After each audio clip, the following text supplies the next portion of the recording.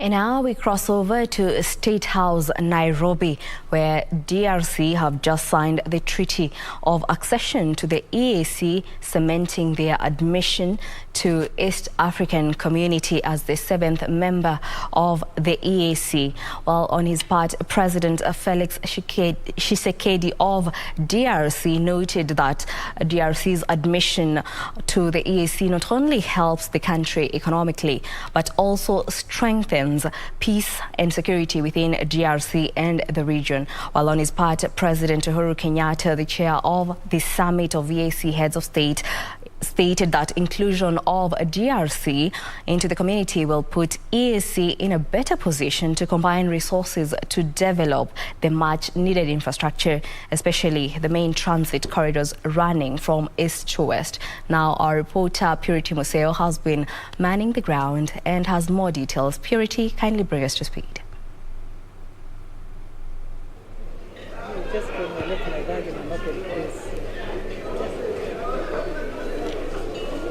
A very good afternoon to you. Indeed, it was a colorful ceremony that saw the accession of the DRC into officially becoming part of the East African community. And just not to waste so much time, Jackie, I'm here with CS Betty Maina, who is the chair, and of course, she's just going to tell us what it means to have the DRC Congo on board. Thank you so much, and so sorry for keeping you waiting, really. Maybe you can tell us why this event first was being held here in Nairobi, and supposedly most people expected it to be in Arusha, right?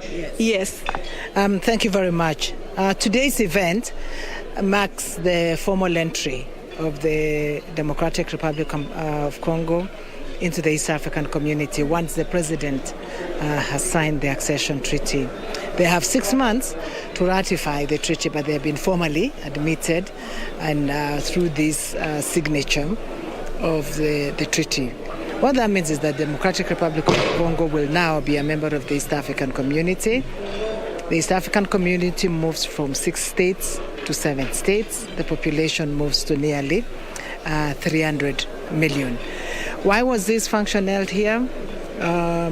Last week, we held the 19th Extraordinary Summit of the East African Community. Kenya is currently the chair of the community. And during that meeting on the 29th, the heads of state agreed to formally admit the DRC, but for the DRC to join, it needs to sign the treaty. And we needed to do it quite quickly so that within 6 months of admission, they can deposit the instruments of ratification. So President Kenyatta was kind enough to consider inviting President Tshisekedi to come and sign in Nairobi, and the 2 presidents from Rwanda and Uganda were also kind enough to come and witness it, but the other capitals were watching it online. Mm-hmm. Yes. And allow me to ask you, I know in terms of population, it's a big deal, it's an increased population for the East African community, but when you talk about trade, what are we set as a country, as the East African community set to benefit from the DRC? We will all benefit together. We are all members of one community now. There is freedom of movement between our peoples, freedom of commerce between our countries. The requirement for visas will be eliminated as the DRC adopts the policies and principles of the community. So that greater integration and greater movement is going to be beneficial from all of us. Our combined GDP with the DRC coming on board is about $250 billion within the East African community. But that can grow if we all jointly collaborate in industrial development, in agricultural development, and in greater trade for the benefit of ourselves. Yeah. And what are the requirements of joining the EAC? And are we looking at incorporating or even looking at other countries joining us for, a broader benefit of this region?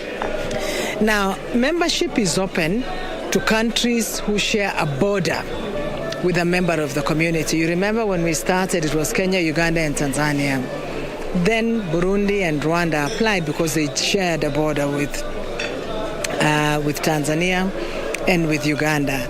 Then South Sudan also applied because it shared a border with us. So one of the requirements is to be a border. But 2, you have to negotiate and commit to undertake the principles that are enshrined in the treaty. Now, we've been growing for about 22 years. So since that time, we have signed the customs union, we have signed the common market, we have signed the monetary union protocol, and now we're in the place to realizing the same.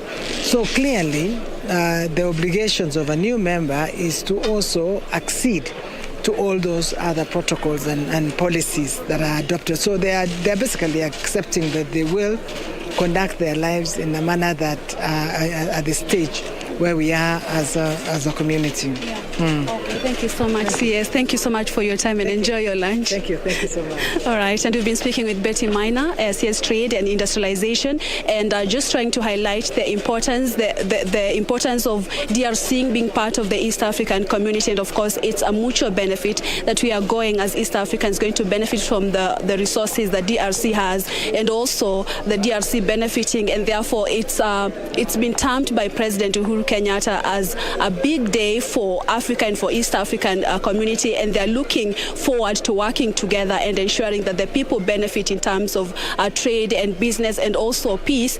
This ceremony was also attended by Ugandan President Yoweri Museveni, and also Paul Kagame of Rwanda was here, and the president, who is now the new baby of Congo, Tshisekedi, was also here, and it was a ceremony that has been coming at a time when, of course, we are, as an East African community, advocating for peaceful coexistence, and also saying that this move will ensure that we get a bigger market, not as East Africa, but it will also increase our bargaining power as East Africa when we are seeking larger market for our goods. That's it from State House. Jackie, it's back to you in studio.